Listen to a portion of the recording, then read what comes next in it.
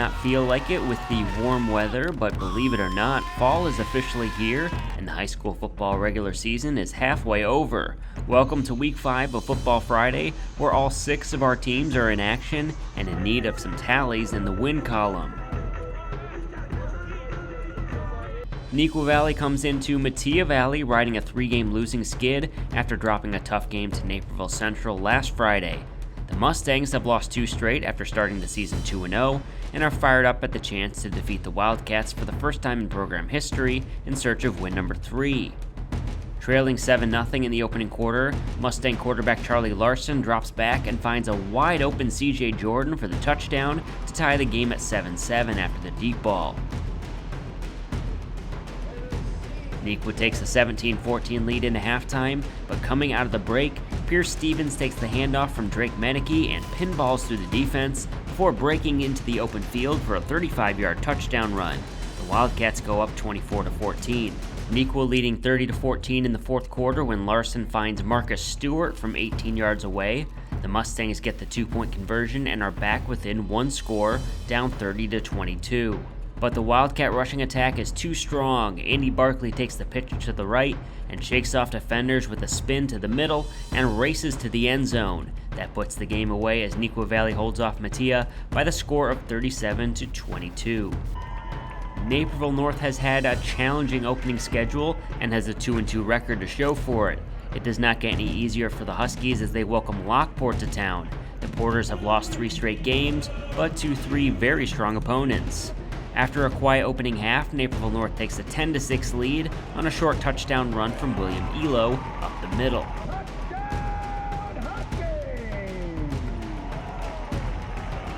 The Huskies trail 13-10 midway through the fourth quarter when quarterback Josiah Northacker pump fakes and hits Jack Zitko behind the defense for the go-ahead touchdown.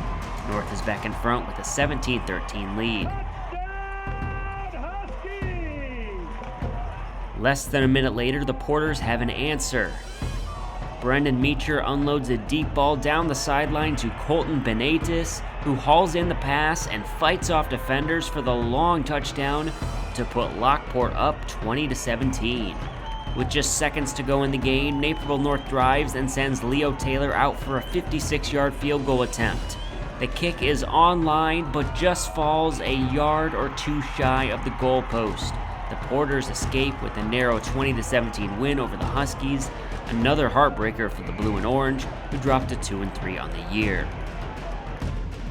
Waubonsie Valley has been on the road for 3 straight weeks. The Warriors return home to face a strong Lincoln Way West team, hoping that their home turf can help the Green and Gold earn their first win of the season. 4 minutes into the game, Waubonsie has the ball near midfield.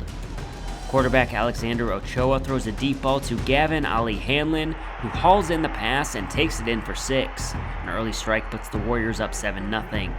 Later in the first, the Warriors add to that total as Braden Hostetler takes the snap out of the Wildcat formation and plunges into the end zone. Waubonsie opens up a 14-0 lead. But Lincoln Way West goes on a run, eventually evening the score at 17-17 heading to the fourth quarter. Early in the fourth, Jimmy Talley Jr. scores his 3rd touchdown of the game as the Warriors from Lincoln Way outscore the Warriors from Waubonsie 27-3 in the final 3 quarters en route to a 27-17 road victory. Naperville Central picked up a much-needed victory over Neuqua Valley in Week 4. One of the reasons it was so big is that Lincoln Way East comes to Naperville to face the Red Hawks this week. The Griffins remain one of the teams to beat in Illinois, and it will take Central's best effort to pull the upset. The Griffins already hold a 14-0 lead when running back Brody Gish powers through multiple tackles and spins through the contact into the end zone to make it a 20-0 ball game. Later in the second quarter, All-State quarterback Jonas Williams drops back to pass, avoids the pressure, and connects with Jack Murphy in the flat before he takes it in for another Lincoln Way touchdown. Complete to number 17, Jack. The Red Hawks do get a highlight-worthy play in the third quarter as Jackson Loth finds Mark Williams on the deep ball for a 53-yard touchdown pass. But it is too little too late as Lincoln Way East takes down Naperville Central 44-7. Benet Academy has racked up back-to-back wins over De La Salle and St. Viator, but the test gets much more challenging this week with the undefeated Mount Carmel Caravan making the trip to Benedictine. The tone is set from the opening kickoff of the game. Quentin Burrell from Mount Carmel takes the kick and the ball around the right sideline. 79 yards later, and Mount Carmel holds a 7-0 lead less than 15 seconds into the first quarter. The Caravan looks to add to the lead in the second quarter as Emmett Dowling tosses to receiver Jamari Brown down the middle, who scores his second touchdown of the game.